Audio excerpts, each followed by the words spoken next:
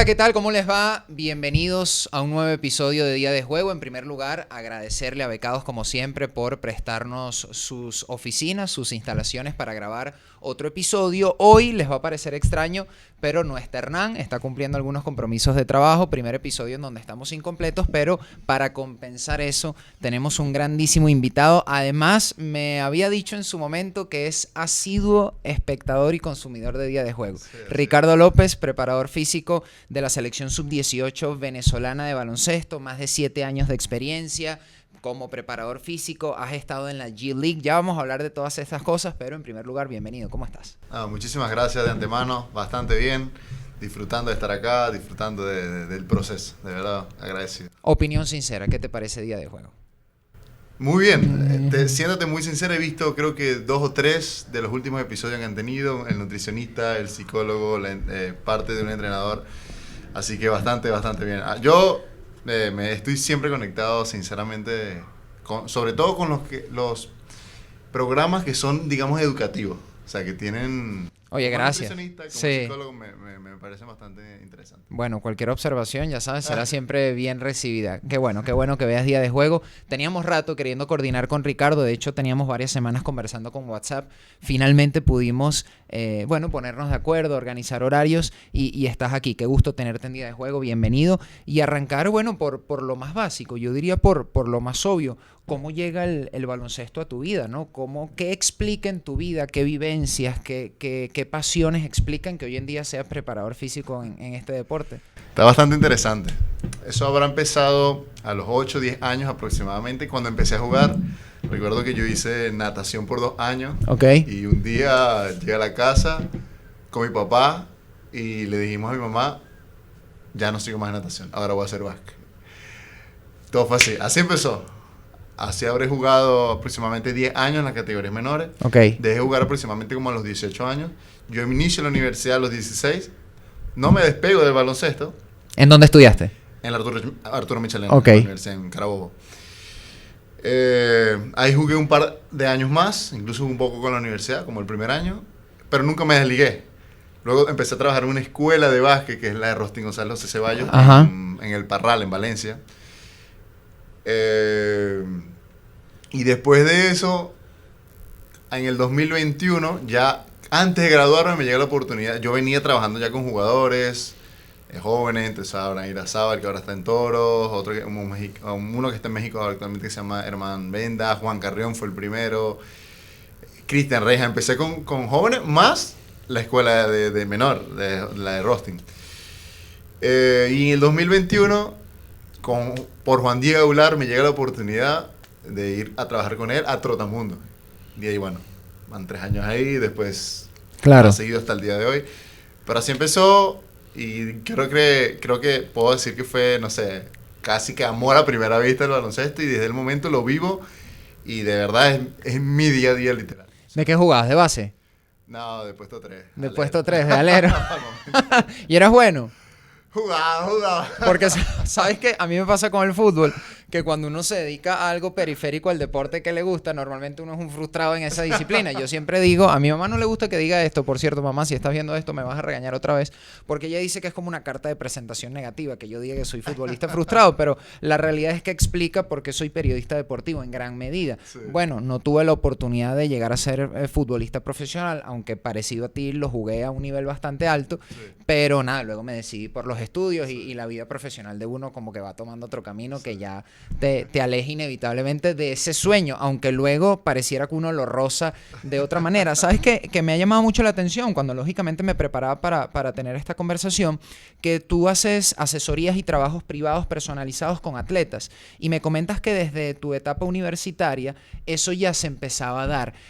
Oye, ¿cuánta personalidad, cuánta autoestima profesional hay que tener, cuánta seguridad para trabajar con atletas cuando todavía eres un chamo, ¿no? Esa confianza te la dio la academia.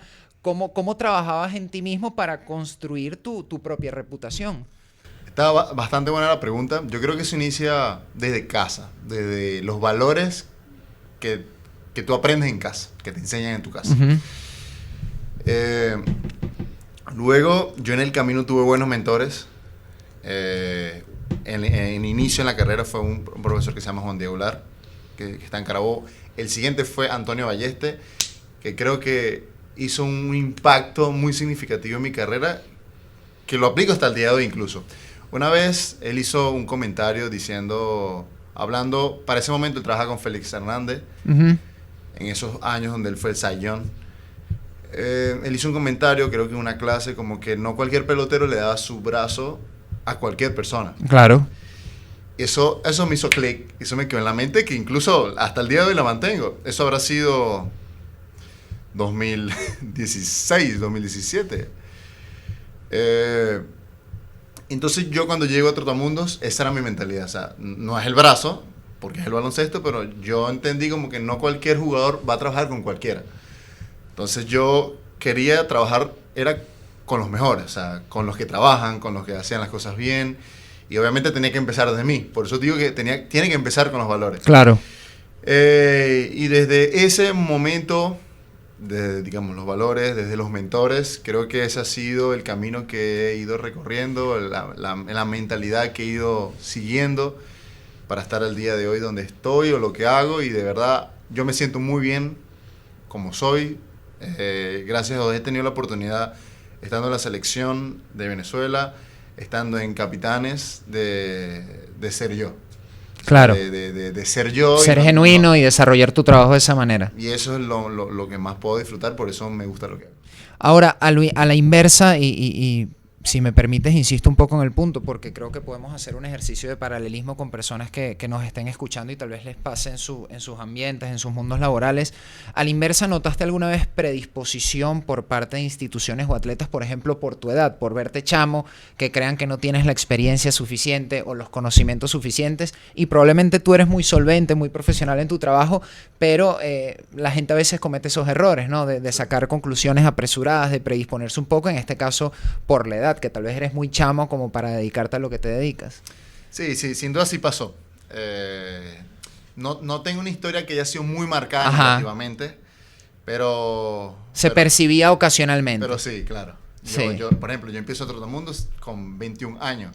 Es que por eso te pregunto, claro, eras un chamo. Tenía la misma edad de los jóvenes. Ajá. En ese momento, Juan Caraballo, Gabriel Pino, esos eran los dos rookies del equipo. Y yo tenía mi misma edad. Estábamos entrando los dos al equipo siendo muy jóvenes. Obviamente yo tuve que ir construyendo, digamos, el respeto, la aceptación de mi trabajo con trabajo. O sea, llegando temprano, siendo educado. Otra vez hablas de valores. Volvemos a lo mismo. Aplicados en este caso al trabajo. Pero esa fue, y sigue siendo, porque obviamente voy a Capitanes, por darte un ejemplo, soy latino, soy venezolano, soy americano, voy a una idiosincrasia totalmente distinta, a pesar de que esté en México, son dos idiosincrasias, porque son los mexicanos fuera del equipo y lo americano o lo estadounidense. Del sistema, del contexto. Claro. De la G League. Entonces tenía que adaptarme a eso y soy joven, soy latino, o sea, entonces tenía que, como el doble, tenía que empujar hacia adelante para tener esa aceptación, para tener ese entendimiento y ese respeto hacia mi trabajo primero. Sí. Era lo más importante. Bueno, para dar contexto, Capitanes de Ciudad de México, corrígeme si me equivoco en algo, es la primera franquicia fuera de los Estados Unidos que participa en la G League. Actualmente estuviste allí como preparador físico. La temporada pasada, el año pasado, va a arrancar de nuevo en octubre. Veremos si tenemos la oportunidad de tenerte allí otra vez.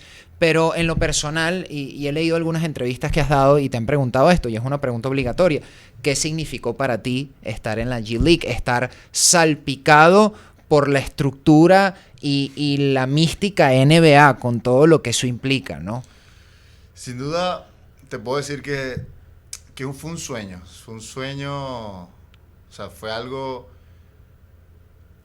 grandioso, porque no muchos venezolanos han podido trascender internacionalmente. Claro. No es tan fácil para nosotros, por muchas cuestiones. Por eso, yo antes de llegar allá, una de las mentalidades que intenté trabajar, incluso hasta prepararme leyendo, fue cómo podía ayudar a aprovechar y disfrutar lo que estaba viviendo. Y esta segunda palabra fue la que más imprimí, de decir, ok, yo tengo que disfrutar esto porque es un privilegio. Incluso me da risa porque hubo personas, yo intenté obviamente hacer relaciones con otros jugadores físicos, otros equipos, y te puedo decir que 2 o 3 me preguntaron muy genuinamente ¿cómo lo hiciste? O sea, ¿cómo llegaste? ¿Qué haces tú aquí? ¿Cómo llegaste? Porque cuando me dice, ¿de dónde eres? De Venezuela. O sea, se sorprendía como, ¿qué hiciste? Otros incluso me decían, ¿qué college estudiaste? Ajá. Pensando que habías tomado la ruta Chenique, Greivis Claro. Vázquez, algo así. No, o que incluso había estudiado allá o me Ajá. había criado, crecido allá. Y no, cuando yo le decía que no, Arturo Michelena, papá. era como que, ok, no preguntaba más, porque no entendían, no entendían. Eso me daba en cierta parte risa y por otra parte yo decía, esto lo tengo que disfrutar porque es un privilegio. O sea, yo sé que mucha gente, muchas personas me escribieron durante el proceso de otros países, España, Uruguay, Colombia, Argentina, preguntándome como que, ok, ¿qué hiciste? ¿Cómo lo hiciste? ¿Qué hay que hacer incluso? Y eso me emocionaba. Yo les daba mi perspectiva de cómo fue el proceso, al menos el mío. Obviamente Sí. todos tienen procesos diferentes. Pero nada, es eso. Te repito de nuevo, satisfacción y el disfrute fue excelente. El crecimiento fue grandísimo. Otra cultura, otro nivel de jugador. Tuvimos 4 ex NBA. Claro. Incluso hubo 2 que volvió. Uno que volvió y uno que fue por primera vez, un brasilero. Esos procesos, actualmente está un jugador que se llama Malik, que está viviendo la experiencia del NBA Combine y va al NBA Draft, muy posiblemente. Sí. Así que todo era nuevo, o sea, todo excelente. Sabes que cuando me comentas que conversaban contigo y te preguntaban de dónde eras y tú les dices de Venezuela, esto es una pregunta como doble, ¿no? Primero, ¿qué referencia se tiene internacionalmente del baloncesto en Venezuela? ¿Algún jugador, alguna hazaña, alguna victoria importante que haya trascendido nuestras fronteras? Y en ese mismo sentido, tú como preparador físico en esas conversaciones, ¿qué percibías que era la percepción, valga la redundancia, del baloncesto venezolano fuera de nuestras fronteras? ¿Cómo ve la gente fuera de Venezuela el baloncesto de nuestro país? Cuando nosotros hablamos del baloncesto de nuestro país, creo que los que más lo pueden reconocer o entender son los que estuvieron en la NBA.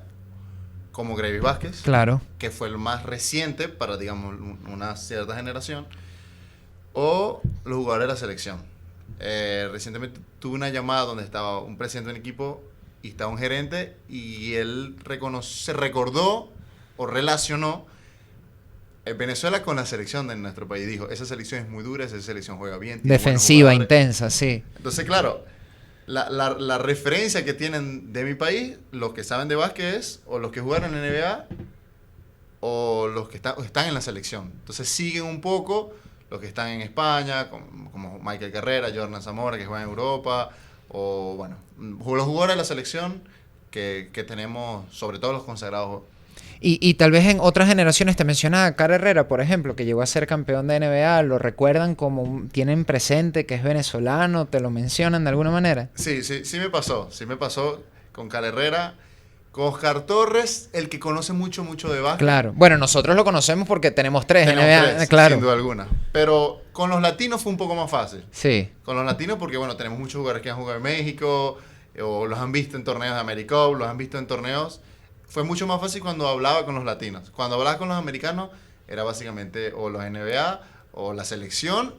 Si juega con un país como Puerto Rico, Dominicana, o sea, con un país latino. Que además tienen un historial de enfrentamientos con Venezuela extenso, lógicamente. Sí. ¿Qué fue lo que más te impresionó de la G-League, de la estructura? Que tú sabías que ibas seguramente a un escalón superior, eso es obvio, ¿no? Cuando te hablan de NBA uno asume eso inmediatamente. Pero al llegar, al empaparte, al vivirlo realmente, ¿qué fue lo que más te sorprendió, hablándolo coloquialmente, que te agarró fuera de base? Que decías, ok, yo pensé que esto era bueno, pero no tan bueno. ¿Qué te sacó? ¿Qué te sorprendió? Bueno, si hablamos de básquet, creo que la intensidad con que se juega. La intensidad es altísima. Incluso yo haciendo una clase, yo saqué una relación del pace. El pace es, digamos, el ritmo con que se juega. Ok, el tiempo promedio por posesión, por ejemplo, algo Exacto. así. Sí. Básicamente, a grandes rasgos. Y, o sea, yo pude comparar que la G League tiene un pace un poco más alto que la NBA. Incluso. Sí, Wow. tiene algunas explicaciones, creo que puede ser que, por ejemplo, en la G League se juegan, si cobras 2 tiros libres, o sea, si hay foul de tiro, es un tiro libre Ok. y se juega, vale 2 puntos. Y si es de 3, vale 3 puntos. Okay. Así que, obviamente, va a haber muchas posiciones porque hay menos tiempo de pausa. Hay otra regla que se llama reset, que, por ejemplo, quedan unos segundos. Tienes un reset por juego. Y es, sin timeout, tú puedes agarrar, pedir reset y sacas del otro lado de la cancha para hacer una ofensiva. Te quedan 4 o 5 segundos, o sea... ¿Con los 24 de posesión otra vez? No, ya cuando, no sé, quedan 3 segundos de juego. Ajá. Y llamas a reset y, y sacas del otro lado. Así, sin timeout, sin nada. Los jugadores van caminando y sacan del otro lado. O sea, eso es solo en la G League. Es como un timeout adicional para sacar a mitad Sí. de la mitad Pero ofensiva. los jugadores no van al banco. Ah, ok. O sea, como que tú lo llamas Inmediatamente. y sacas del otro lado. O sea, algo increíble. O sea, el juego es mucho, mucho más rápido. Evidentemente, también hay jugadores muy jóvenes porque es la liga De desarrollo. Entonces, hay muchos jugadores que el promedio aproximadamente es de 24 años, lo que es muy bajo porque, Muy bueno, joven. los jugadores que están preparándose para la NBA o que están intentando llegar a la NBA de otros países o lo mismo Estados Unidos o que vienen del college y van a la G League para intentar ir a la NBA, o sea, es una intensidad altísima. Creo que eso fue lo que más me impactó fue la intensidad del juego. Y nada, luego es la cantidad de personas que hay en los staff, cómo se trabaja en staff, digamos, un cuerpo técnico de 8 personas. La tecnología, me imagino. La tecnología, 2 líneas de staff y la segunda línea todos tienen computadora y todos tienen un rol dentro de su trabajo en la computadora.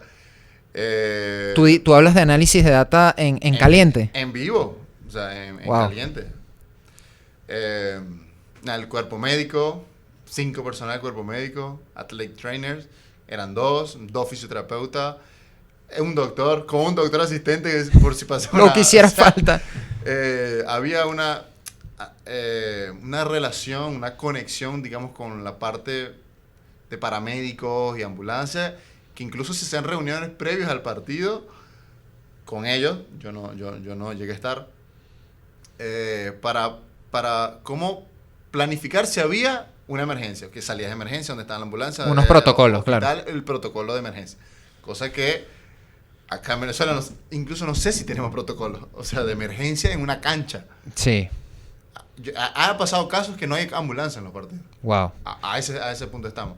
Entonces, claro, allá yo tomaba esa información y se la compartía con el doctor de la selección, como que, Doc, hay que Esta es la referencia, claro. O sea, le trataba de compartir información, igual algún oficio, mira, esto hacen algunos equipos, mira estas hojas que tienen estos equipos, o le contaba a las personas que se interesaban un poco, mira, ¿qué hacen? Y bueno, esto veo que hacen los doctores, veo que trabajan así. Claro, debe ser súper valioso que tú tengas, al menos a lo interno para Venezuela, y ahora que estás aquí trabajando, esa referencia, esa experiencia, no sé si como pionero sea la palabra adecuada, pero sí como un vaso comunicante, como un vocero, un replicador de lo que tú viviste, de lo que tú viste, para, en la medida de nuestras posibilidades también, digo nuestras como país, tratar de implementarlo acá, ¿no? Sí.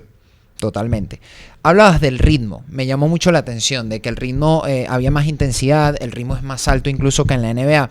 Nosotros cuando hemos hablado de baloncesto aquí en Día de Juego, inevitablemente hemos caído en una pregunta sobre una especie de cambio de paradigma en la NBA, que es el baloncesto que tal vez todo el mundo tiene como referencia, porque tal vez es el que más se consume. Claro. Tal vez ha ido desapareciendo paulatinamente el juego en la pintura, por ejemplo. Stephen Curry es el que ha comandado generacionalmente un cambio muy profundo en cómo se juega la NBA y el baloncesto en general, desde la preparación física, que tú tal vez desde tu trabajo eres testigo en primera fila de este cambio que yo creo que estamos viviendo en tiempo presente. ¿Qué nuevas demandas trae entonces? Porque si hay más ritmo, si hay menos descanso, hay menos pausa, supongo yo, desde la ignorancia, ¿no? Que el fondo físico debe ser incluso más exigente. ¿Qué ha cambiado en tu trabajo en función de cómo también está cambiando el juego? Mira, actualmente hay algo que a priori es muy claro. Los jugadores actualmente son mucho más atléticos. Ok. O sea, son mucho más rápidos, saltan mucho más alto, corren mucho más rápido, se mueven mucho más rápido. Hay un caso muy sencillo actualmente es de Wembanyama, el francés. Sí. Es algo increíble cómo él tiene la capacidad de moverse hacia adelante en distintos planos, un lateral, para saltar. Es increíble. Entonces tú dices, ya estamos viendo un jugador de 2 metros 28, 29, moverse como un jugador de 1,90 m. Como un base alto. Increíble. Como Magic Johnson. Increíble. E incluso el Oklahoma tiene otro que se llama Chet Holmgren. Sí. Sí, el blanquito. El blanquito. Sí, Entonces, sí, sí, igualmente sí. es como que mira, Flaquito, de brazos largos y también es ágil. Y tal vez ese atleticismo es lo que explica la longevidad, la vigencia de LeBron James en la liga, por ejemplo, que ha cuidado tanto su sí, estado su cuerpo. físico, ¿no? Su Sí. cuerpo. Sí, entonces creo que hacia eso va el mundo del baloncesto. Jugadores que se puedan jugar varias posiciones, que tengan la capacidad de correr más rápido, de saltar mucho más, de moverse mucho más rápido. El atleticismo hoy creo que hoy en día ha aumentado muchísimo. Obviamente, ya que la intensidad, las características físicas de los jugadores están aumentando, obviamente también hay que empezar a trabajar mucho más. Entonces, cómo enseñar a los jugadores a desacelerar, cambiar direcciones, desacelerando también, Sí. Cómo aterrizar, hacer los aterrizajes. O sea, esas cosas, digamos, habría que empezarla a puntualizar, a optimizar, porque bueno, ya básicamente te consigues a unos jugadores que son extremadamente atléticos, y hay que entonces enseñarlos a desacelerar, porque es como que tengas un Ferrari pero no tengas buenos frenos. Claro, ¿no? Y a saber manejar su propio cuerpo, ¿no? Claro, entonces bueno, es esa educación como acabas de decir de LeBron James. Ok, bueno, tienes ese físico, tienes esa estructura física, bueno, ¿cómo la cuidamos? ¿Qué hay que hacer incluso fuera de la cancha? ¿Qué hay que hacer? ¿Cómo mejoras tus hábitos para dormir? ¿Cómo mejoras tus hábitos de alimentación? ¿Cómo mejoras todo lo que tiene que ver con tu cuerpo y tu rendimiento? Wow, súper interesante. Vamos a hacer una pequeña pausa aquí en Día de Juego. Vamos a escuchar una entrevista interesantísima que tenemos con parte de nuestros amigos de Becados. Nos traen muy buenas noticias para que ustedes las escuchen con atención y aprovechen las oportunidades que les van a contar. Ya venimos. Bueno, entonces, como les decíamos, vamos a aprovechar esta pequeña pausa publicitaria para no engañarnos, para decirles la verdad, y conversar con Mauricio Vecino, gerente del departamento comercial en Becados, buen amigo, además nos conocemos fuera del trabajo, de la vida, del fútbol, del intento de fútbol que hago yo ya a estas alturas de la vida, pero tal cual, bienvenido Mauricio, ¿cómo estás? Muy bien, Anthony, muy bien. Ahora mejor que estoy contigo en el programa y de verdad que para mí es un placer siempre poder apoyarte en todos tus aspectos de la vida, laborales y no laborales. Así es, bueno, un gusto tenerte aquí también. Y queríamos hablar de Becados porque nosotros en Día de Juego, oye, siempre tratamos de enaltecer, más allá de que es obvio que Becados nos apoya y de que es parte del respaldo fundamental que tiene Día de Juego para crecer, hablamos de lo completo del servicio, del acompañamiento, del seguimiento que les hace a las familias, y nosotros incluso hemos dicho, sin temor a equivocarnos, es el servicio más completo del mercado latinoamericano, pudiese ser. ¿Qué datos y qué aspectos del proceso respaldan eso desde tu punto de vista? Sí, Anthony, totalmente. No dicho solamente desde mi persona, obviamente trabajo dentro de Caos y considero que es el servicio más completo, sino por las mismas familias que han gozado de él.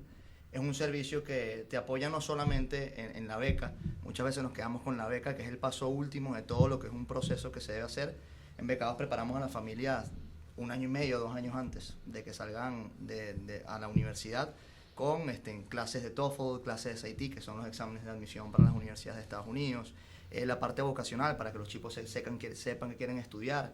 Venimos en Venezuela, el sistema educativo es muy bueno, pero nunca saben exactamente qué carrera quieren, entonces Claro. esa parte es fundamental también guiarlos, ayudarlos con las aplicaciones, trámites de visa, entendiendo además la coyuntura no solamente en Venezuela, sino quizás en otras partes de Latinoamérica para el tema de la visa F1, la visa estudiantil, el tema de ayudarlos a grabar los videos, editar los videos. Es un acompañamiento muy completo.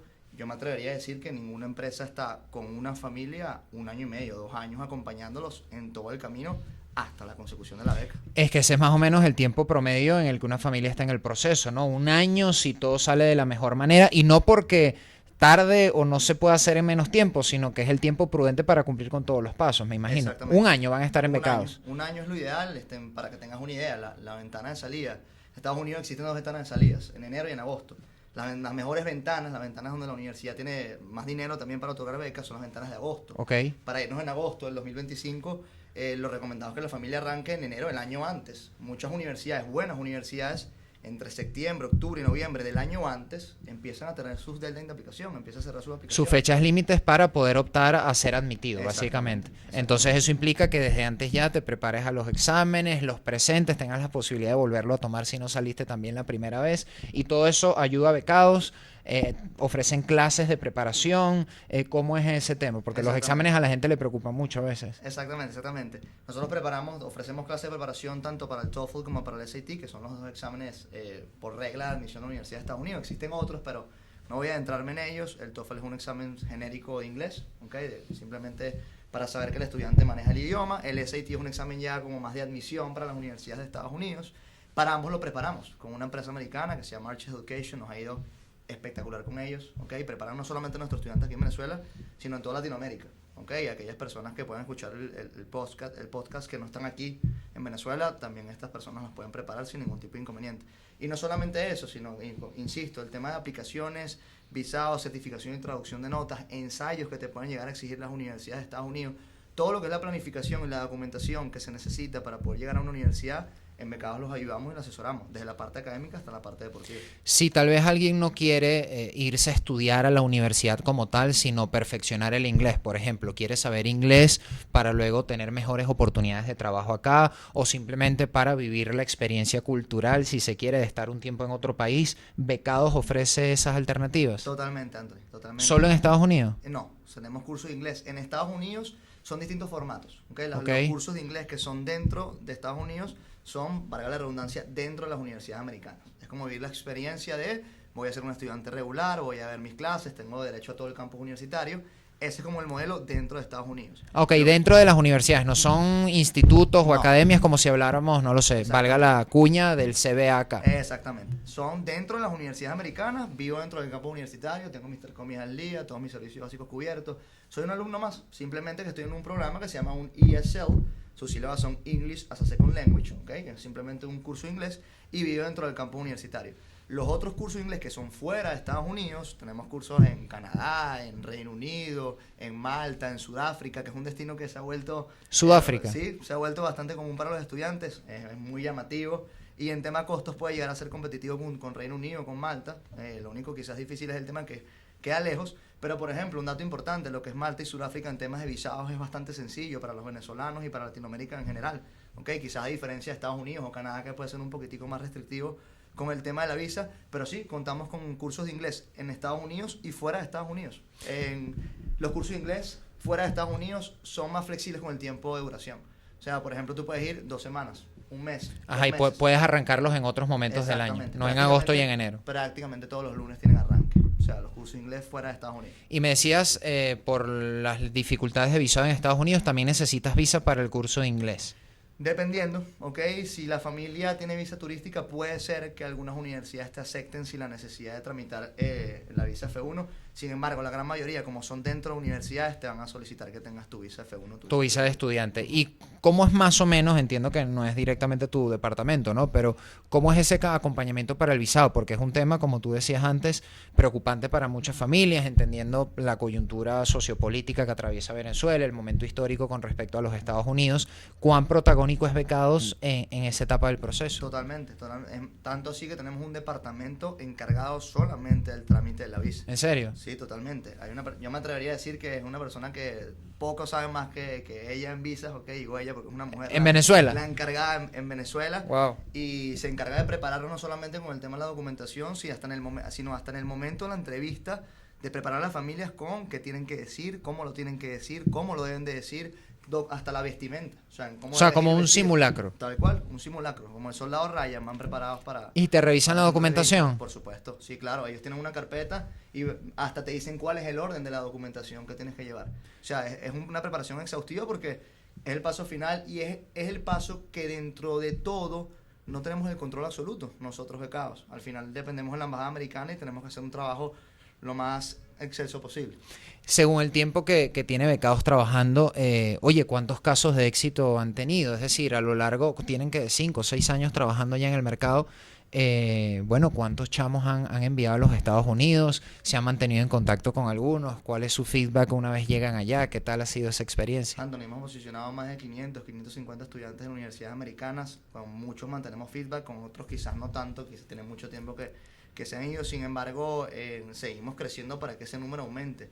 La mayoría de las personas conoce que nuestro principal enfoque es en Venezuela, ¿okay? Y seguimos trabajando no solo para que familias venezolanas, sino familias de otras partes del mundo puedan irse con nosotros. Sí, tenemos muchos estudiantes, no solamente, que muchas personas creen que son solo becas deportivas. ¿Okay? Ajá. Son becas deportivas, becas académicas, hasta sin la necesidad de tener un currículum deportivo, un currículum académico del todo llamativo. También tenemos alianzas con universidades que nos permiten posicionar a los estudiantes. Eso es importante mencionarlo porque al menos antes de yo conocer Becados y más o menos cómo trabaja, uno tiende a pensar que las universidades en Estados Unidos son inalcanzables desde lo económico. Pudiese ser porque uno piensa en las que escucha en las películas o en el cine, ¿no? En Harvard, en Stanford, en Yale y en esas universidades. Pero tú me contabas incluso antes de empezar a grabar, oye, hay 4.000 universidades en los Estados Unidos y yo me imagino entonces que hay para todo tipo de presupuesto también, supongo yo. Por eso decías que de repente no hay que tener las mejores notas del mundo para ir para allá. Eso tiene una razón también lógica, como bien dijiste, son más de 4.000 universidades que existen en todo Estados Unidos. La mayoría debe cumplir con un porcentaje de estudiantes internacionales de forma obligatoria. Muchas de ellas quizás no se las hacen tan sencillo, quizás una universidad que está en Nueva York, en Miami, en Washington. Es más fácil, supongo, sí. Porque son más llamativos los estados, simplemente por ubicación. Sin embargo, hay otras universidades muy buenas que quizás no necesariamente están en estos estados, que necesitan cumplir con ese porcentaje de estudiantes internacionales. Y nosotros nos hemos dedicado a lo largo de todos estos años en cerrar alianzas con universidades para poder posicionar la mayor cantidad de estudiantes, sin la necesidad también de que sean atletas de alto rendimiento y sin la necesidad de que tengan notas altas. Que todas las personas tengan la posibilidad económica y de cumplir su sueño de estudiar en una universidad americana. Tú me decías más o menos el tiempo promedio que pasa un caso dentro de Becados, pero si alguien hoy escucha este video y se quiere interesar en el servicio, número uno, más o menos cuál sería su planificación, cuándo estaría saliendo tentativamente a la universidad para que se vayan haciendo una idea, y número dos, cómo contactarlos, ¿no? Si están interesados, cómo llamar, con quién se pueden poner en contacto. Claro que sí. Mira, la planificación tendríamos que evaluarlo, sin embargo, dependiendo de toda la documentación que tenga la familia, hay posibilidades para este mismo agosto, para enero, pero es complicado. Tiene que ser quizás una persona que ya tenga exámenes hechos, que ya tenga video. Claro, agosto, me imagino es el más complicado. Enero. Enero todavía tenemos tiempo, tenemos planificación para poder hacerlo, pero igual deben contactarse lo antes posible. Pueden contactarnos por todas las redes sociales, en Instagram como @becadosusa, en Twitter, en todos lados. Y automáticamente les vamos a responder. En esos mensajes llegan al departamento comercial, que justamente es el que lidero, y automáticamente nuestros asesores se ponen en contacto con ustedes para agendar una reunión. Ellos pueden tener esa reunión sin compromiso, simplemente para escuchar y recibir, supongo yo, algún tipo de asesoría de su parte sobre qué hacer, ¿no? Totalmente gratuita la reunión, la tienen normalmente conmigo, justamente. Y es una reunión muy completa, tanto informativa y además de entender el caso a cabalidad para ver cómo podemos proceder con ese mismo perfil. A través de Instagram entonces les pueden escribir. Normalmente es la cuenta que nosotros compartimos por acá, @becadosusa. Escriben por el inbox y a través de la cuenta de Instagram llega también al departamento comercial. Automáticamente, no máximo en un día ya les contestaron y ya se está agendando esa reunión. En caso de que quieran reunirse con nosotros, que eso es lo que esté buscando la familia, ¿no? Bueno, muchísimas gracias, Mauricio, por el tiempo. Gracias a ti, Anthony, siempre un placer, de verdad que sí. Bueno, Mauricio Vecino, gerente del departamento comercial en Becados. Recuerden ustedes, ya lo escucharon, hay cursos de inglés, hay becas académicas y deportivas, incluso posgrado. Sí, nos habíamos enterado con Alejandro Landaeta en la entrevista anterior que hay posgrados en caso de que se hayan graduado de la universidad, estén un poquito más adultos, quieran reforzar su formación profesional, académica, y una opción para ustedes, sean los Estados Unidos, pues ahí está la opción de Becados para que los contacten. Y ya escucharon, el servicio más completo en función del acompañamiento de toda Latinoamérica. @becadosusa, Becados, ¿cómo es el eslogan? Transformando sueños en realidad. Ajá, eso es, transformando sueños en realidades. Volvemos a la entrevista, gracias por el tiempo. Bien, estamos de vuelta con más de Día de Juego. Como les contábamos, estamos conversando con Ricardo López, preparador físico venezolano, 7 años de experiencia en el baloncesto, hoy en día preparador físico de la selección sub-18 de nuestro país. Estuviste en la G-League y también trabajas de forma privada, personalizada con algunos atletas. La última pregunta que te había hecho antes de esa pequeña pausa con nuestros amigos de Becados era acerca de qué implica este nuevo paradigma en el juego del baloncesto a nivel mundial o de más alto nivel con respecto a la preparación física. Pero ahora tal vez un poco más genérico, ¿qué implica la preparación física de un atleta de baloncesto? Tú me dirás, por ejemplo, el tren inferior, la verticalidad, tal vez una armonía entre tren superior y tren inferior, porque es un juego muy dinámico, saber frenar, me decías. ¿Cuáles son los retos particulares del baloncesto? Mira, uno, mejorar las cualidades físicas. Bien, dentro de las cualidades físicas tenemos fuerza, flexibilidad, velocidad, resistencia. Dentro de ello hay cualidades, valencias físicas. Ok, eso digamos en lo general. En lo específico, ya nosotros pudiésemos hablar de posturas estáticas y posturas dinámicas, pudiésemos hablar de equilibrio estático, equilibrio dinámico, pudiésemos hablar de lateralidad, que tenga el jugador la capacidad de poder salir, por ejemplo, hacia el lado derecho igual que hacia el lado izquierdo la misma cantidad de veces, de aterrizar con la pierna derecha igual que la pierna izquierda, de tener esa lateralidad lo mejor posible. Entonces, cuando nosotros hablamos, digamos, de estas características físicas, creo que son las que más habría que puntualizar. ¿Por qué? Porque no podemos conseguir jugadores que son extremadamente fuertes, ¿bien? Pero que no tienen una capacidad de moverse bien. Eso va a ser un problema. Okay. O tenemos jugadores que tienen la capacidad de moverse bien, pero no tienen las cualidades físicas aptas, que uno es la fuerza, para resistir las demandas que el juego te exige. O sea, como se mueve Nikola Jokic no es tan normal como la gente cree, ¿no? No, para manejar ese peso. Sí, no es tan común. Claro. Entonces, tampoco es tan fácil la construcción del trabajo de los jugadores. Te puedes conseguir un jugador, por ejemplo, 2 metros, cosas comunes, 2 metros, muy delgado, o sea, es ectomorfo. Y bueno, ok, si es ectomorfo, no tiene suficiente masa muscular, no tiene suficiente fuerza y mide 2 metros, muy seguramente no tenga buena estabilidad, no tenga buen balance, no tenga equilibrio. Eso era muy básico, capaz suena muy, incluso hasta cliché, pero es desde lo básico que hay que empezar. Por eso te dice la comparación entre si es muy fuerte pero no se puede mover, o si se puede mover pero no tiene las cualidades físicas para la demanda que el juego imprime. Entonces creo que ese es el equilibrio, o esa es la estructura que habría que tratar de puntualizar, de optimizar. Ok, tú tienes tus cualidades físicas que digamos que son la base. Bien, tu resistencia, tu fuerza, tu flexibilidad. Y dentro de eso también tienes características o valencias físicas que dentro de ello va lo que es el equilibrio, lo que es las posturas, que puedas tener la postura atlética lo mejor posible, claro, para poder atacar, para poder defender, para poder moverte, que tengas buenas arrancadas, buenas desaceleraciones o frenadas, ¿entiendes? Como anteriormente hablamos que, si tú tienes un Ferrari y no sabes frenar, vas a chocar. Sí. Entonces, igualmente, si tú tienes un Ferrari, eres muy rápido y no sabes aterrizar, entonces, algún momento te puedes doblar un tobillo, vas a caer mal, entonces, das un mal golpe, la rodilla, se lesiona alguna estructura de la rodilla, o algún tendón en alguna parte del cuerpo, por no saber aterrizar, por no saber frenar. Entonces, es esa globalidad y dentro de eso esa especificidad que el deporte mismo te imprime. Sí. Obviamente hay lesiones comunes, como las lesiones de tobillo, las tendinitis rotulianas, las tendinitis de Aquiles, creo que es lo más común. Aproximadamente el 60-70% de las lesiones son en miembro inferior. Entonces, que entendiendo eso, hay que crear una estructura de prevención entre comillas, o de ejercicios correctivos para atacar eso y a la misma vez y optimizando tus valencias que te permiten jugar o tener un rendimiento alto sin dejar a un lado las características propias del baloncesto, claro, que es como la postura atlética y todas estas cuestiones específicas que te comenté. ¿Cómo es el manejo de cargas? Guiándome por el calendario de NBA, no sé si en G-League es algo parecido, pero entendiendo que se juega tal vez en días corridos o a veces hay un solo día de descanso o puede que 2 en buenos escenarios, ¿cómo es el manejo de cargas cuando ya arranca la temporada? ¿Qué incidencia tiene el preparador físico? ¿Es más de recuperación que de trabajo específico sobre alguna cualidad, entendiendo que está la exigencia física del juego inevitablemente esa noche, por ejemplo? Sí. Es un trabajo en conjunto. Es un trabajo en conjunto con el médico y el cuerpo médico. Fisioterapeutas, veterinarios. ¿Por qué? Porque tú vas a tener en un equipo, hablamos de un partido, jugadores que van a jugar muchos minutos, jugadores que van a jugar minutos promedio, 15 a 25 aproximadamente.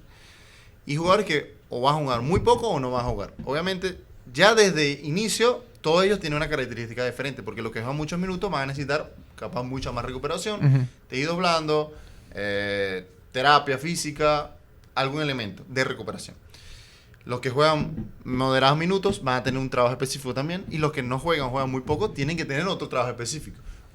Necesitamos mantener la capacidad aeróbica de estos jugadores porque no están recibiendo minutos. Entonces, claro, eso es un trabajo.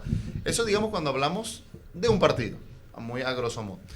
Si nosotros hablamos de una semana o una temporada, sí hay que tomar muchas cosas en cuenta, y la cantidad de partidos que hay en la semana, si hay viajes o no hay viajes, contra quién se juega también, porque no es lo mismo jugar contra el primero de la tabla que jugar contra el último de la tabla. Mentalmente la demanda es diferente.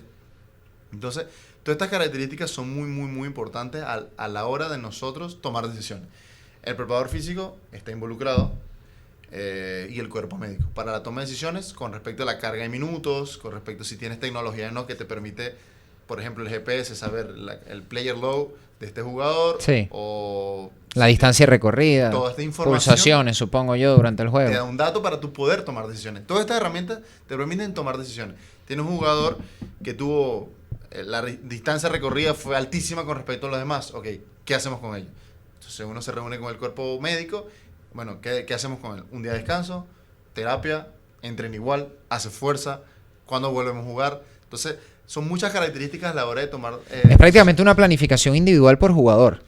Básicamente. Básicamente. Y de hecho me has respondido en parte la siguiente pregunta, y era cómo trabajas mancomunadamente con otras áreas. Tú has mencionado el cuerpo médico, decías que en algún momento hay una carga mental también. ¿Cuánto de psicológico tiene todo esto de lo que estamos hablando? Al menos cómo lo encara el atleta. Y por otra parte los fisioterapeutas también, porque evidentemente no es lo mismo que preparación física.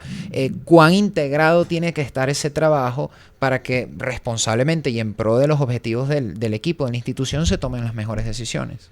Mira, el trabajo tiene que ser 100% integrado.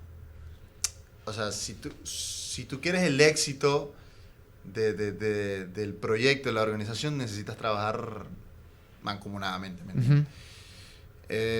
Porque si tú tienes un fisioterapeuta que no coincide con la manera de trabajar del preparador físico o viceversa, o tienes un doctor que no coincide con el fisioterapeuta, entonces cada uno tiene, digamos, su camino. Y no todos estamos en el mismo camino. Entonces, capaz... Tienes un jugador, bueno, un preparador físico que dice, a mí me gusta mucho en la recuperación activa, hacer fuerza después de un partido, hacer fuerza el día siguiente, hacer fuerza en la noche, como un método de recuperación. Capaz el doctor dice, yo necesito que estén totalmente acostados. Uh-huh. O el fisioterapeuta te dice, no, yo le coloco, no sé, botas de compresión o la pistola, y con eso también. Entonces, tener un protocolo donde todos estemos cómodos es bastante importante. No es tan fácil tampoco. No, me imagino, claro. No todo, yo no creo que en todos los lugares estén todos cómodos con lo que se hace. Obviamente, esa construcción de equipo tiene que ser al principio, donde tú puedas seleccionar a las personas que todos tengan un perfil similar, incluso con el cuerpo técnico. O sea, ok, al entrenador le gusta, no le gustan los días libres. Ok, ¿qué hacemos esos días? No podemos entrenar siempre. Entonces ahí es la comunicación entre nosotros.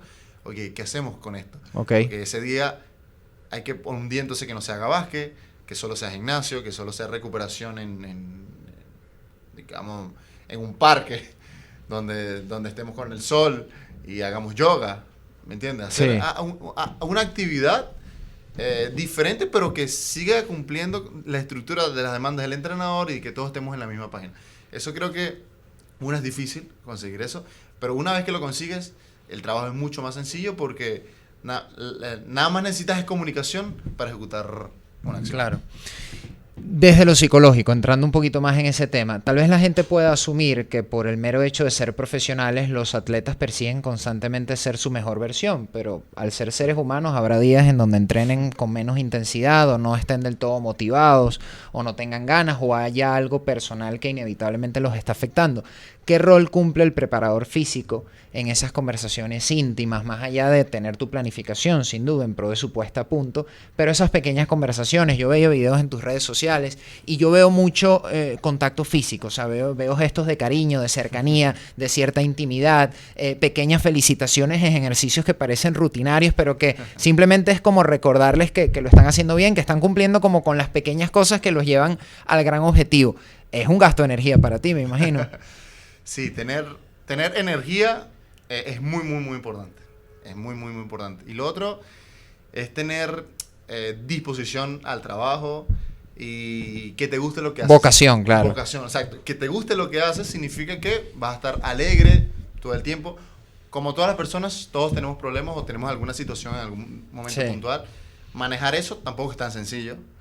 Pero una vez que lo intentas o lo manejas lo mejor posible y dejas tus problemas afuera y siempre tienes energía, disposición y alegría, no sé si la palabra es alegría, entusiasmo en el trabajo, todo va a fluir mucho más. ¿Por qué? Porque los jugadores están cansados, los jugadores o no están jugando, están de mal humor, o se perdió, tienen un humor, o tienen problemas fuera de la cancha. Entonces, ok, ¿cómo entender eso y generar un equilibrio para que ellos se sientan que ese momento que tienen contigo, esos 10 minutos, media hora, una hora, trabajando, o sea, ellos se sientan bien. Ok. Entonces, también el preparador físico es como el puente entre el cuerpo técnico y los jugadores. Ok. O sea, estás como en el medio, ¿me entiendes? Así como los utileros tienen contacto muy cercano con los jugadores porque tocan sus cosas, el fisio tiene mucho contacto también porque los toca a ellos. Sí. Uno capaz no tiene contacto físico con los jugadores, pero los entrenas físicamente. Entonces, en la exigencia del gimnasio, la exigencia de ese momento de ejercitación, hay conversaciones, hay mucha comunicación. Entonces, eso crea una relación, como bien lo dijiste. Entonces, claro, a la hora de trabajar y del día a día, ¿por qué digo del día a día? Porque, bueno, todos los días, okay, ¿cómo amaneciste? ¿Cómo te sientes? ¿Te molesta algo? ¿Cómo dormiste? ¿Qué podemos hacer? ¿Cómo está tu energía? ¿Te molesta algo? Entonces, a partir de esa conversación, por muy pequeña que sea, te permite tomar una decisión. Ok, está cansado. No, me duelen las piernas. Ok, ¿qué hacemos? Entonces, yo pienso, o hablamos con el cuerpo médico, o inmediatamente, bueno, vamos a hacer este trabajo previo. Entonces, vamos a trabajar, no sé, tus tejidos blandos, o vamos al gimnasio a este trabajo específico y esto te va a sentir bien. Ok. Entonces, una vez que el jugador lo hace y se siente bien, hizo clic contigo. En el terreno de las relaciones humanas, decías que tú eres como una especie de islote, de vaso comunicante entre cuerpo técnico y los atletas. ¿Cómo manejar esa vinculación? Porque a veces yo me imagino que si las cosas no están saliendo de la mejor manera, hay una seguidilla de derrotas, por ejemplo, o la filosofía o los rasgos de personalidad del coach tal vez no están encajando de la mejor manera con el capital humano que dirige. ¿Tú te permites tener relaciones de verdadera cercanía con los atletas o desde tu punto de vista inevitablemente hay que guardar ciertas barreras, ciertas distancias porque al final del día tú eres parte del cuerpo técnico? Sí. Totalmente. O sea, yo prefiero tener distancia. O sea, Okay. Es lo más sano. Es lo más sano para el trabajo. Y cuando lo notan ellos, ¿qué pasa? ¿Lo entienden? No, yo siento que desde el inicio tú tienes que mostrar eso. Ok. O sea, tú eres del cuerpo técnico. O sea, tú le debes al entrenador. Ujú. Trabajas para los jugadores, que es diferente. Ok. Pero sí tiene que haber esa diferencia sana, normal. Porque pasa mucho, sobre todo, y me atrevería a decir, voy a decir, en nuestra cultura latina, que somos capaz muy amigueros, que somos muy de vamos a hacer esto. Y se puede prestar para cosas que no son profesionalmente buenas. Sí, éticas. Éticas, Sí. exacto, esa es la palabra. Entonces, cuando tú llegas a perder ese respeto profesional, creo que empiezan a haber problemas. Al menos desde mi perspectiva, al menos lo he vivido yo así. Entonces, yo prefiero siempre tener, digamos, una relación profesional con los jugadores. Y aquí es más difícil de lograr entonces, sin tener que entrar en ejemplos, pero en Venezuela por un tema cultural e idiosincrático, supongo yo, y esa cercanía que se da como por sentado y todo es personal e íntimo, es un poquito más difícil, ¿no? Marcar Sí, algo de aquí distancia. no es tan fácil tampoco. Ajá. Aquí no es tan fácil, pero bueno, yo creo que desde que lo inicié, capaz dentro de mi personalidad también, desde que yo inicié en Trotamundos, creo que he podido tener esa diferencia. He tenido también mentores buenos, he trabajado con muy buenos entrenadores, por suerte, gracias a Dios, que me han enseñado también. Incluso he trabajado con muy buenos jugadores. En Trotamundos esos 3 años hubo al menos 5 o 6 jugadores de la selección, los cuales te demandan exigencia, o sea, Claro. te demandan excelencia. Y eso te hace ser mejor, y cuando tú tienes este tipo de jugadores y entiendes tu rol y entiendes dónde estás y lo que debes hacer y lo haces bien, te va a ir bien. Porque si tú entiendes que estás ahí para trabajar y no para ser amigo de los jugadores, o sea, te va a ver el cuerpo técnico, te va a ver profesional. Entonces tienes una buena imagen y vas a tener una buena referencia. Los entrenadores van a hablar bien de ti, empiezan a hablar los jugadores bien de ti. Claro. Porque mira, este pana trabaja con tal jugador. Ah, mira, este pana trabaja con tal jugador. ¿Entiendes? Sí. Ya entonces la comunicación entre jugadores y lo que te ven en las redes sociales es como que, ah, mira, este trabaja con él. Ah, mira, este hace esto con él. Entonces ya te empiezan a respetar. Porque ya empiezas a trabajar con jugadores que son respetados. ¿Me entiendes? Que tienen profesionalismo, que tienen valores, que tienen... Sí, el ética hecho de trabajo. vincularte con ellos ya te da reputación a ti también.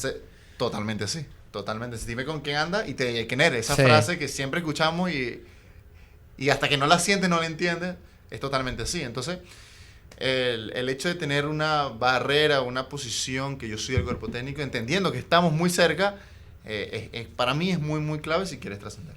Aprovechando que volvimos a Venezuela, ¿no? En nuestra conversación, hablemos de la selección sub-18. ¿Qué retos tiene ser preparador físico de muchachos menores de 18 años? Entendiendo, y tú agregarás teóricamente lo que corresponda, que su cuerpo todavía se está formando desde algunos puntos de vista, que su potencial físico todavía no se ha alcanzado a plenitud, que probablemente crezcan un poquito más de la referencia que tú tienes hoy en día. ¿Cómo trabajar como preparador físico, en este caso, a muchachos en donde por naturaleza y procesos naturales su cuerpo sigue cambiando prácticamente mes a mes? Sí, es bastante interesante. Realmente a mí me gusta, me entusiasma mucho porque, uno, son una esponja. O sea, ellos son muy receptivos, los jugadores jóvenes. Si tú le dices, ok, vamos a hacer esto, ellos lo van a hacer con toda la disposición posible porque saben que lo estás ayudando a mejorar. Claro.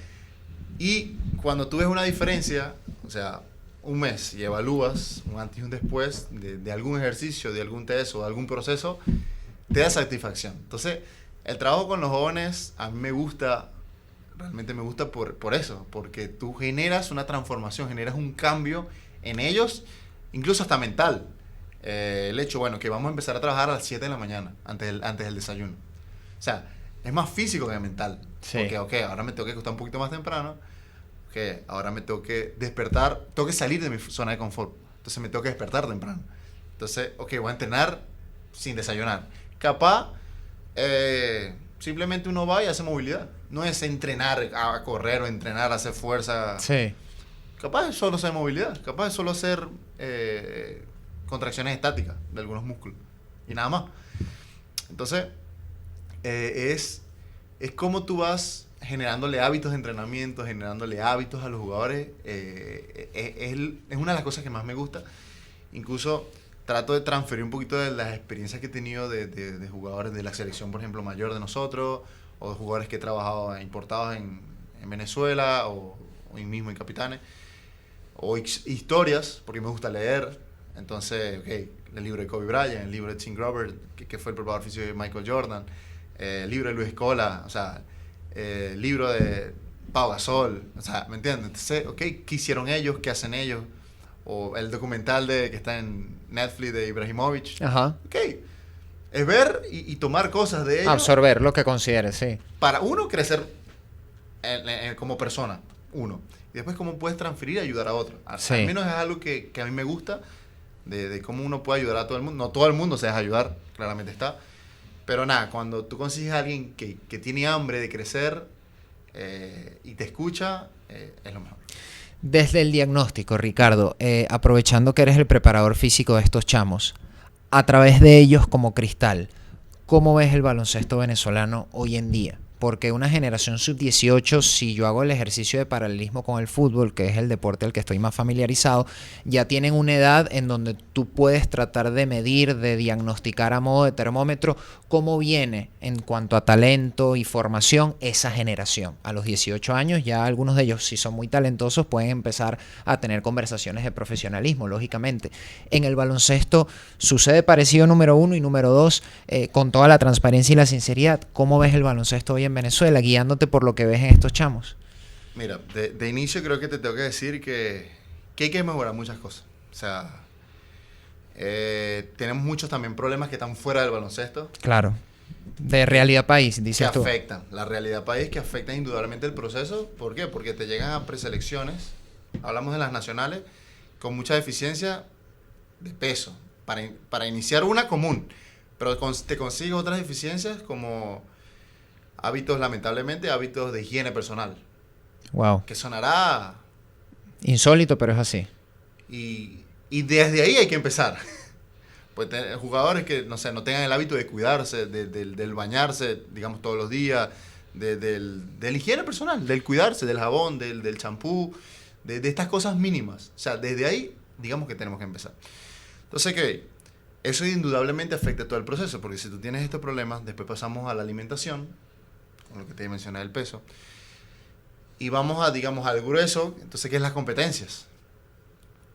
Para nadie es un secreto que se juega muy poco en el país. Claro. Si empezamos de lo profesional, esta liga me parece que dura 3 meses, la que está actualmente, cosa que ha venido pasando desde hace varios años. 2017, 2018 creo que viene pasando exactamente lo mismo, 4 meses, 3 meses, 4 meses, 3 meses, 2 meses.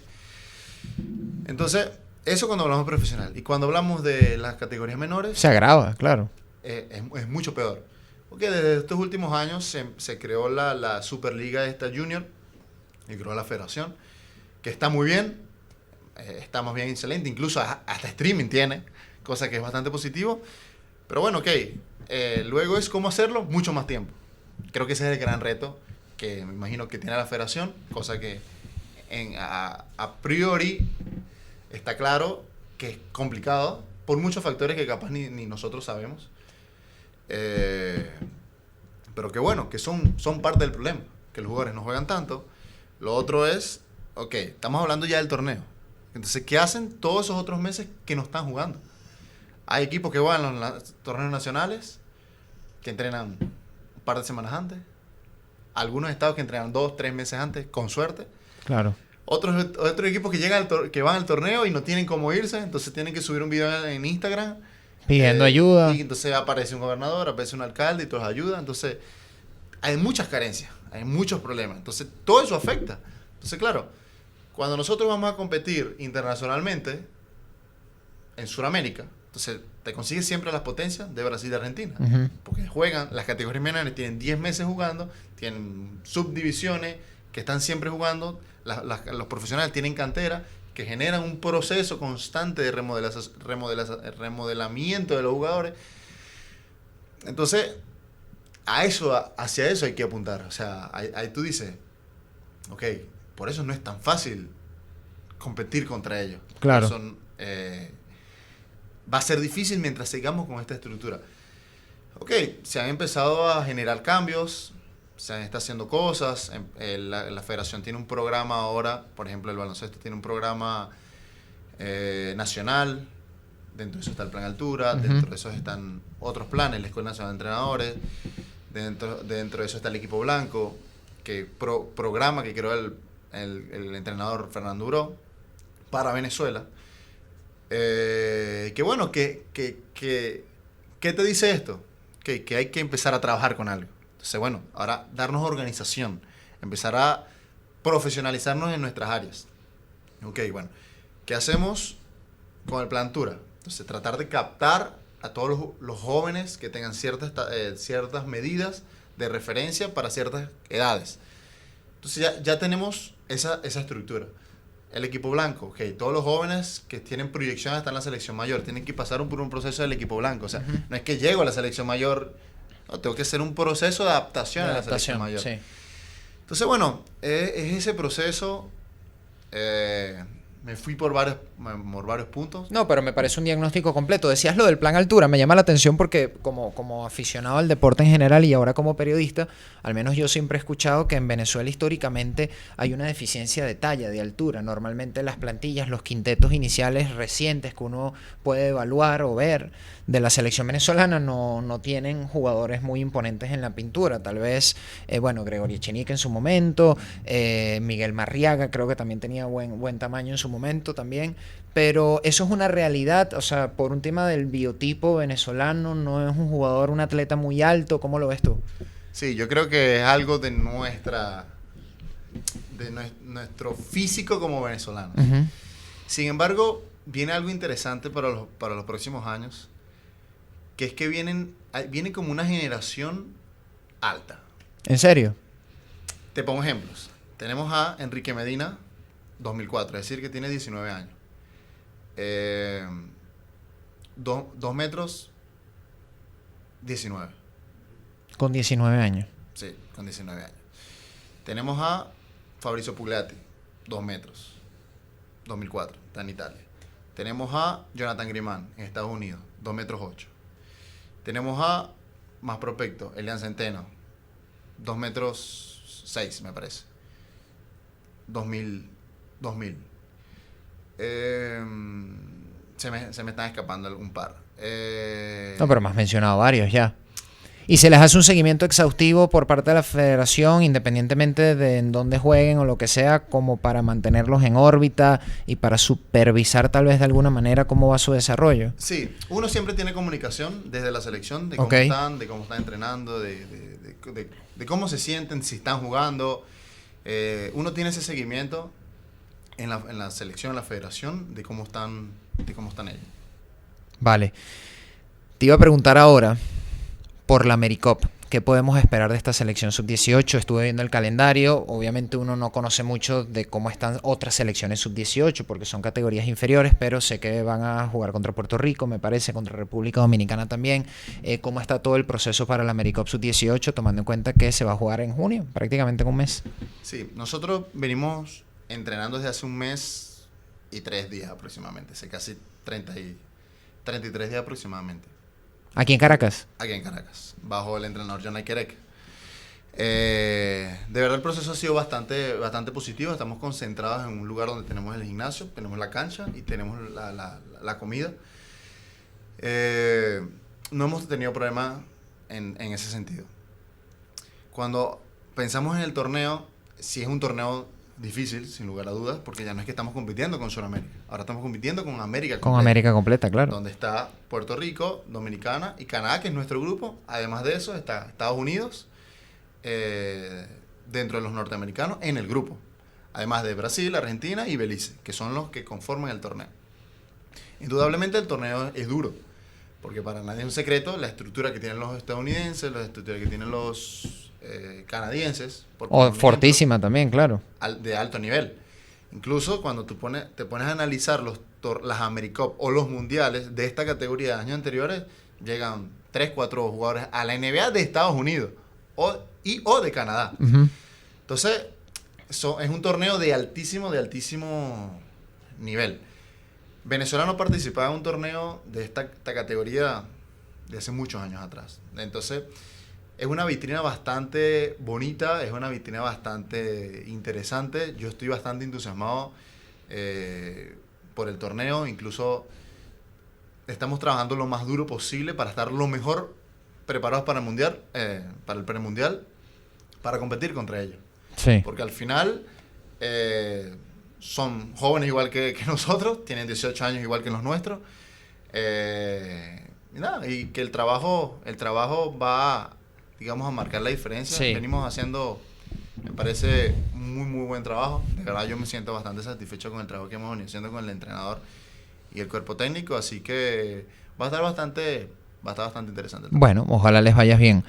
Para ir cerrando, Ricardo, leí en una nota que creo que tuviste con el diario Meridiano, que hablabas de una propuesta que estás tratando de desarrollar para hacer formaciones en torno a la preparación física aquí en Venezuela y que habías tenido algunas conversaciones con la federación. Quería preguntarte sobre eso, ¿no? Y aprovechando que te tocó el tema, ¿cómo ves tú la preparación física en nuestro país enfocada o especializada en el baloncesto? Te preguntaba cómo está el baloncesto venezolano, maravilloso, ya hablamos de eso.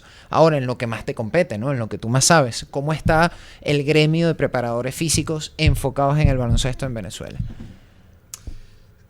Sí, es algo que a mí me gustaría empezar a mover, a incentivar, es la unión entre nosotros mismos. Como gremio. Como gremio, dentro de la preparación física. Hay preparadores físicos que tienen muchos años en la liga, que tienen mucha experiencia, buenos. Realmente, en ese sentido, nosotros podemos decir que tenemos bastantes profesionales capacitados para el baloncesto, que es algo bastante bueno. Sí. Sí faltan muchos más, porque no... Actualmente, gracias a Dios, ya tenemos preparadores físicos para todos los equipos. En la Superliga de 2020, 2021, hasta 2022 había equipos que no tenían preparador físico. Uno porque, bueno, o no tenía el presupuesto, o porque no consiguieron a nadie, o porque ponen una persona para que haga 2 o 3 roles, o por simplemente no lo toman en cuenta. Ya actualmente, al menos para esta liga, me parece que la anterior también, ya todos los equipos tienen preparador físico. Ok. Ok. Ahora bien, ya entendiendo eso y bajo las experiencias que he tenido, las relaciones que he podido creando con la Asociación de Preparadores Físicos de Argentina y con los contactos que he podido ver y conocer en España, más todo lo que aprendí ahora y vi en la G League. ¿Por qué? Porque la G League, por ejemplo, tiene su asociación, tiene su grupo. La NBA tiene otro grupo. Dentro de eso, estamos todos en un mismo club. Ok. Ellos lo dividen por clase. ¿Bien? Los de la G League, por ejemplo, somos clase C, los NBA son clase A y los que están, los digamos en inglés son two-way, los que están en los dos son clase B. Hablas de preparadores físicos, Preparadores como si fuera físicos. un sindicato, un Sí. gremio. Ok. Un grupo. Ujú. Entonces, bueno, cuando hablamos de países que tienen asociación de preparadores físicos, en América, Canadá, no, te miento. Ellos tienen escuela de preparadores físicos. Argentina, Italia y España. España la pionera. Estamos hablando de 3 países nada más. Asociación extra de preparadores físicos, tenemos la NBA y la Euroliga. De ahí no hay más. O sea, 5 asociaciones de preparadores físicos, 2 que están bajo el techo de unas competiciones, ni siquiera de países, y 3 de Euroliga países. Y NBA. Y los demás 3 países. Entonces, bueno, la de Argentina es la más recién, debe tener 3 o 4 años que la crearon. Entonces, bueno, yo he estado tratando de hacer relaciones con ellos, a ver qué hicieron. Incluso aquí en Venezuela solo hay una, que es la de los árbitros. Bueno, ¿qué hicieron los árbitros? Claro. Y tratar de ir documentándome, a ver cómo podemos avanzar en ese tema, a ver cuánto nos podemos unir. Entendiendo yo también que tenemos más problemas a que ocuparnos que esto. Pero bueno, yo quiero tratar de crear algo especial con respecto a la preparación física. ¿Por qué? Porque si mejoramos individualmente, va a mejorar lo colectivo. Va a mejorar el básquet, va a mejorar los jugadores, va a mejorar los cuerpos técnicos. Si educamos a las demás personas, va a crecer todo. Y eso es lo que estoy tratando de compartir, que son todas esas experiencias que he estado teniendo. Incluso hoy tenemos una reunión. Yo creé desde enero, digamos, empecé con 2 personas, después fueron 3, después ahora somos aproximadamente 50, casi 52, Wow. para serte mucho más específico, donde, bueno, acá estamos, ¿me entiendes? Hoy nos va a dar una charla un preparador físico argentino, casualmente hoy, y a eso es lo que estoy tratando de abogar, de, bueno, tratar de escucharnos entre nosotros.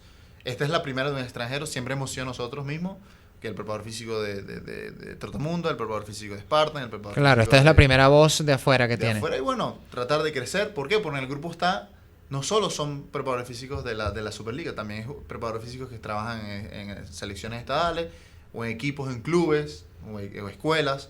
Entonces nada, es como podemos crecer. Yo quiero intentar ayudar a que crezca la preparación física. Y lo ven igual que tú, tienen buena receptividad en general, las puertas que has tocado se han abierto, te han escuchado, ¿cómo es la receptividad incluso a nivel federativo de las ideas que tienes? Sí, de verdad sí.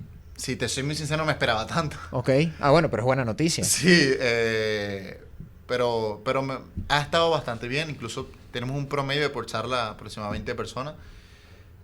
Lo hacemos a las 10 de la noche. Incluso O es sea, que hay complicado. interés real. Sí, porque bueno, nos ha pasado mucho que no, hay como 5 o 6 que no pueden porque se fue la luz, Sí, o que si el wifi, cosas de Venezuela, problemas claro. que hay en Venezuela. Pero nada, de verdad ha estado bastante bien, porque bueno, tocamos diversos temas. No es un curso, hasta ahora, digamos que bueno, esta clase va a ser de entraje en calor, o esta clase es de fuerza, no. Sino que bueno, tratamos de que sea charla, de que cada quien dé un punto de vista, de que sea menos, que por lo mismo, que hay distintos niveles dentro del grupo y que la duda de uno capaz es...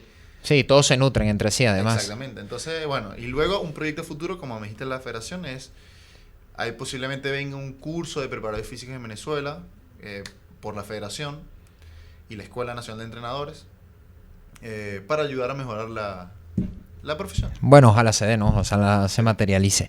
¿Qué meta tienes trazada en tu carrera profesional? ¿Tienes un norte imaginado y que no te lo sacas entre ceja y ceja o dejas que el futuro te sorprenda? No, sin duda alguna trabajo por meta. Trabajo por objetivos. Por ahora, seguir trabajando en el baloncesto internacional.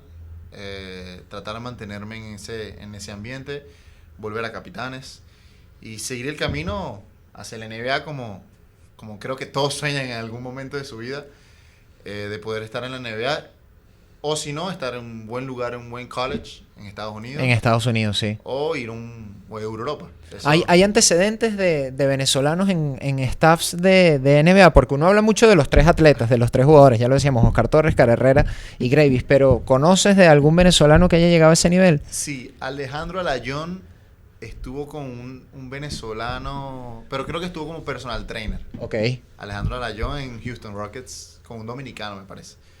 Te doy la referencia de él. Claro, pero preparador físico de un equipo NBA, no, un venezolano no. Yo creo que no pasa nunca. Usted va a ser el primero, hermano. Amén. Ojalá, ojalá, amén. Mira, rapidito para que la gente que nos está escuchando también lo conozca. Oye, ¿cómo es tu programa personalizado? ¿Es solo para atletas profesionales? Yo me imagino que sí, pero más o menos de qué se trata para que también la gente conozca esta iniciativa. Sí, es un entrenamiento a distancia mediante una aplicación que tú ok. puedes descargar desde tu teléfono, desde tu iPad o tablet, donde, bueno, dentro de la aplicación tienes videos de cada uno de los ejercicios, tienes tu programa diario. Yo tengo programas de 4 semanas, de 6 semanas, de 8 semanas, hasta 16 semanas, o yo puedo crearlo, porque no me cuesta nada, porque tengo una base de datos o de video de información dentro de la aplicación. Ok. Entonces, bueno, tú tienes tu programa, tienes tu video, tienes la descripción de tu video, y toda la información que requiere ese video, que es series, repeticiones, porcentaje de carga, velocidad con que se tiene que ejecutar el ejercicio. Entonces, nada, ese básicamente es la aplicación, es esa estructura, es abierta para todos el mundo. El 95% de las personas que he entrenado son personas que están relacionadas al básquet, hombres o mujeres, porque he tenido incluso mujeres. Ok. ¿Con cuántos atletas estás trabajando ahorita, por ejemplo? Más o menos. Actualmente en la aplicación tengo 22. Ok. Actualmente entrenando conmigo. Y tengo en la base de datos, ya pasan de 100 porque han pasado más personas, claro. ¿Y eres tú solo? ¿Tienes un pequeño equipo de trabajo? No, la aplicación la manejo yo solo, pero ya actualmente estoy trabajando con otras personas para, bueno, cómo podemos trabajar en las redes sociales. Tercerizando algunas cosas. Exactamente. Cómo podemos potencializarlo. Claro. Bueno, Ricardo, muchísimas gracias por estar aquí con nosotros en Día de Juego. Vamos a estar atentos a esa AmeriCup. Yo te decía en un mes, pero eso es en 15 días. Yo vi el calendario a principios de junio. Sí, ¿dónde se va a disputar? En Buenos Aires. ¿Y cuándo se van? Esperemos a fin de mes. Aproximadamente ¿Todavía no tienen fecha? No, sí, como el 25. Como el 25. Hay una pequeña aclimatación y arrancan a competir, ¿no? Porque está frío Argentina. Está frío, claro. Es invierno ya. Los chamos se van a tener que adaptar. Sí. Ah, bueno, está bien. Gracias. Gracias, Ricardo. Muchas gracias a ti, de verdad lo aprecio. Un gran gusto tenerte en Día de Juego. Bueno, Ricardo López, preparador físico de la selección sub-18 de la Vinotinto, de las alturas, como le dicen, de la selección venezolana de baloncesto, y también con experiencia en la G-League, la Liga de Desarrollo de la NBA. Esto es Día de Juego. Gracias a ustedes siempre por suscribirse, por darle like, por compartir el contenido, y también gracias a Becados, como siempre, por prestarnos sus instalaciones. Atentos al próximo contenido que tengamos para ustedes. Chao.